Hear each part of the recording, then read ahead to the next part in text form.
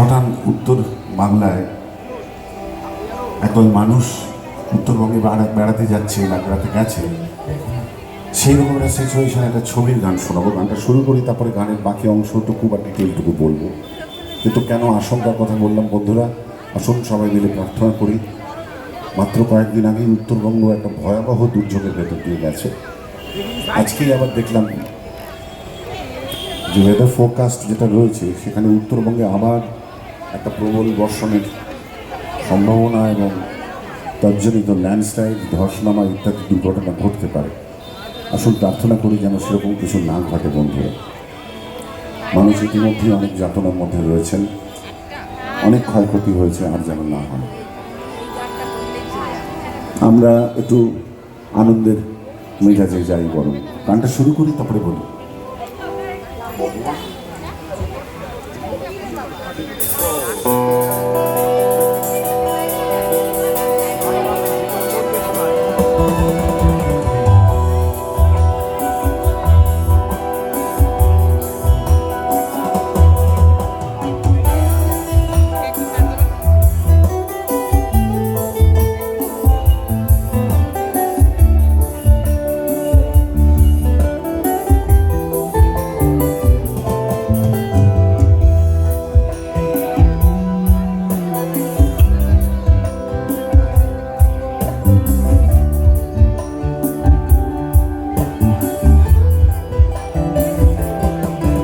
চলো এখনো সময় আছে, বেরিয়ে পড়াম, ফেলে রেখে সব পিছুটা, ঝাড়া হাত পা নিয়ে চলো যাই বেরিয়ে, সব বাধা সব ব্যবধান, শুধু চলার জন্যে চলা, ভুলে গিয়ে গন্তব্য।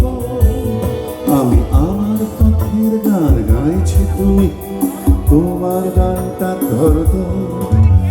এই পথ যদি না শেষ হয় তবে কেমন হতো তুমি বলো তো।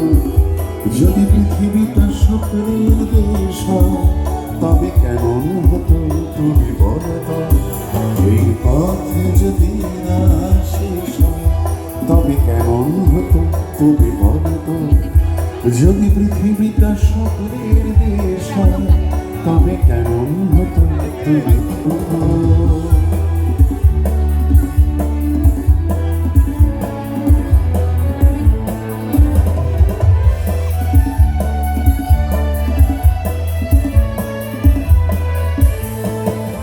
নয় করে প্রায় 19 বছর হতে চলল একটি বাংলা ছবির গান। এই ছবিটি তৈরি হয়েছিল প্রায় আজ থেকে 19 বছর আগে। ছবিটি নির্মাণ করেছিলেন বা ছবির পরিচালক ছিলেন আমাদের একজন খুব প্রিয় মানুষ, তার নাম অঞ্জন দত্ত। অঞ্জন দার এই ছবির নাম ছিল চলো লেটস গো।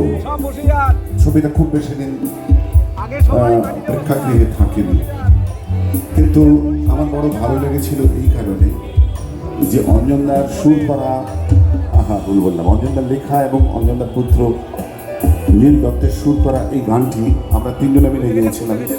অঞ্জনদা, আমি আর আমাদের এই সময়কার একজন অত্যন্ত গুণী ট্যালেন্টেড শিল্পী, তার নাম উজ্জয়িনী।